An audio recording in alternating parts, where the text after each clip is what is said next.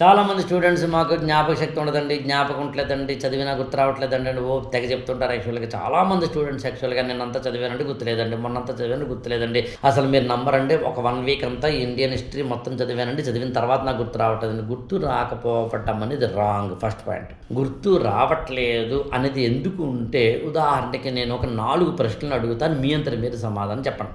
మీరు మొత్తం అంటే గత 20 ఏళ్లలో 10 ఏళ్లలో ఎప్పుడైనా మీరు చెప్పండి, నాకు అనవసరం. 10 ఏళ్లలో నేను మాట్లాడేది, 10 ఏళ్ల కింద నేను మాట్లాడేది, చూసిన సినిమా పేరు, అందులో ఉన్న హీరో హీరోయిన్లు మీకు గుర్తులేరా ఇప్పుడు? ఓపెన్గా చెప్పండి.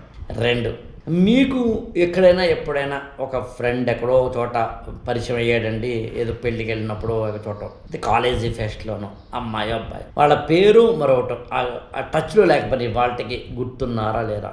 3, మీరు ఎక్కడికైనా మీ ఊరి నుంచి బయటికి వెళ్తే, మీ ఇంటి నుంచి బయటికి వెళ్తే, మళ్ళీ మీ ఇంటికి మీరు మామూలుగా రూటు ఎవరైనా అడిగి వస్తారా, మీ అంతటా మీరే వచ్చేస్తారా? అవునా? 4వది వెరీ ఇంపార్టెంట్, మీరు చక్కగా హాయిగా రోజు నవ్వుతూ ప్రశాంతంగా మీ పనులు మీరు చేసుకుంటున్నారు కదా, అగ్రెసివ్ ఏదైనా ఉందా, విపరీతమైన కోపం, విపరీతమైన చెమట్లు పట్టేసి అలా ఉన్నారా? లేరు కదా. ఇవన్నీ లేదంటే మీ మెదడు బాగా పనిచేస్తుంది అర్థం. మెదడు బాగా పనిచేసేవాడికి మెమరీ ఉంటుంది. మరి మనకి మెమరీ ఎందుకు లేదు అంటే, మన 5 పనులు చేయకపోవడం వల్ల. 1, రివిజన్స్. ఒకసారి చదివితే గుర్తుండదు, ఎక్కువసార్లు చదవాలి. ఆ ఎక్కువసార్లు చదవడాన్ని ఇంగ్లీష్లో రివిజన్స్ అంటారు. ఎక్కువసార్లు చదవడాన్ని నేనేమంటానంటే, నువ్వు ఎన్నిసార్లు రివైజ్ చేయాలి అంటే గుర్తుండేంతవరకు చదవాలి. సింపుల్ లాజిక్, అంతేనా మీకు?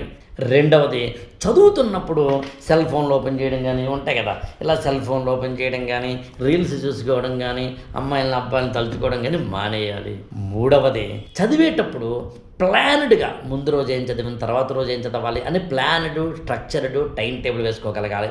4వది, చక్కటి నిద్ర, చక్కటి తిండి ఉండాలి. 5వది, ఇది చెప్పినా మీరు నమ్మరు కానీ, కాస్త స్నానం చేసి, ఇది వీలైతే దేవుడికి మీద అల్లా కావచ్చు, జీసస్ కావచ్చు, వెంకటేశ్వర స్వామి కావచ్చు, దండం పెట్టుకుని, వీలైతే అమ్మని తలుచుకుని, నాన్నని తలుచుకుని, గురువుని తలుచుకుని పుస్తకం ఓపెన్ చేస్తే కాన్సన్ట్రేషన్ పెరుగుతుంది. ఇంత చిన్న లాజిక్ మిస్ అయితే ఎట్లాగా? ఇవన్నీ చేయకుండా గుర్తుండదు అంటావేంటి? మెదడు బాగుండి కూడా గుర్తుండదు అంటావేంటి? తప్పు కదా, అలా వద్దు. గుర్తుండాలంటే ఇవన్నీ చేసి తీరదాం.